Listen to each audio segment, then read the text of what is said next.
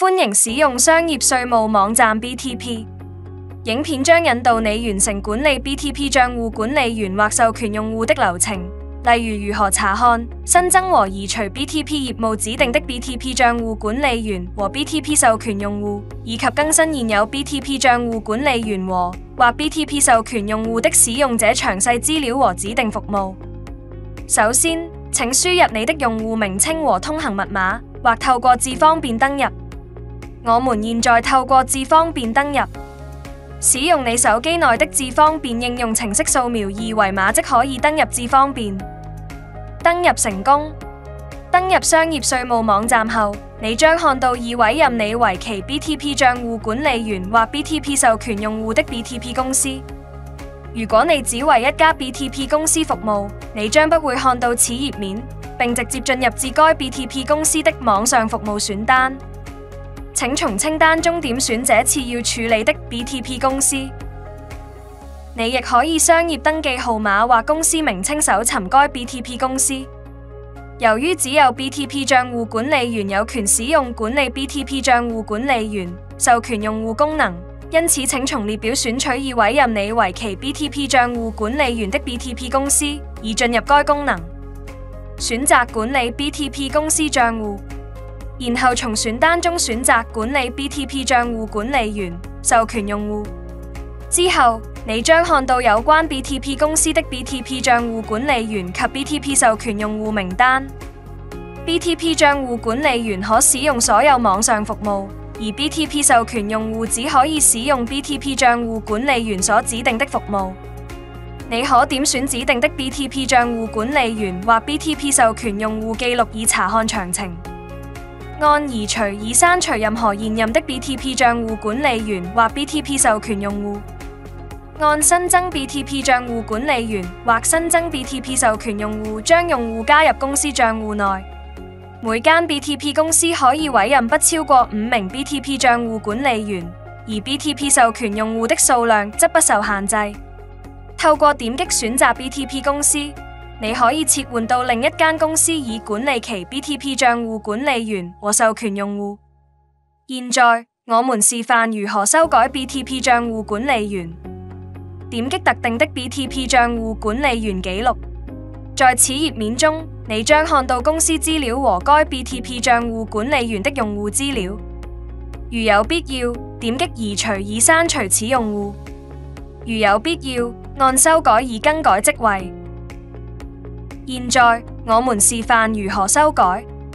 點擊修改後，你可以更改用戶的職位，選擇最新的職位。點擊確認以確認更改。完成更新流程後，頁面會顯示確認書。如果你想列印確認書，請點選列印。如果你想儲存確認書，請按保存。你亦可以按繼續以查看最新的 BTP 賬戶管理員授權用戶記錄。現在，我們示範如何移除 BTP 賬戶管理員。你可按移除。如需移除 BTP 賬戶管理員，請點擊確認進入下一步，否則請點擊返回，以移除 BTP 賬戶管理員。點擊繼續查看最新記錄。現在，我們示範如何新增 BTP 賬戶管理員。你可按新增 BTP 賬戶管理員。若要新增 BTP 賬戶管理員，輸入 BTP 用戶名稱並點擊搜尋。系統將從本局記錄中檢索與輸入的 BTP 用戶名稱相對應的全名和別名，並顯示在螢幕上。如顯示的全名和別名不正確，請檢查輸入的 BTP 用戶名稱是否正確。要啟動任命 BTP 賬戶管理員，必須先擁有 BTP 用戶賬戶，並已把你公司加入其所服務公司清單。你可以下拉清單中選擇 BTP 賬戶管理員的職位。按確認繼續下一步，以新增 BTP 賬戶管理員。點擊繼續查看最新記錄。現在，我們示範如何修改 BTP 授權用戶。其流程與修改 BTP 賬戶管理員相類似。對於 BTP 授權用戶，你需要指定其服務的範圍。點擊特定的 BTP 授權用戶記錄已開始。在此頁面中，你將看到公司資料及該 BTP 授權用戶的用戶資料和指定服務範圍。如有必要，按修改。除了選擇新職位外，你還可以勾選方塊以指定其新的服務範圍。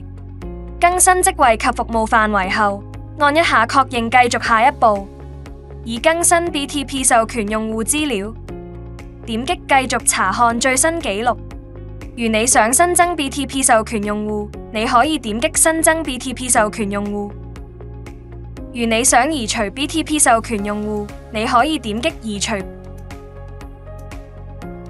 他們的流程與 BTP 賬戶管理員相類似，你可以參考之前的頁面。透過點擊選擇 BTP 公司，你可以切換到另一間公司以管理其 BTP 賬戶管理員和授權用戶。你可以選擇另一間公司，然後點擊繼續以切換到該公司。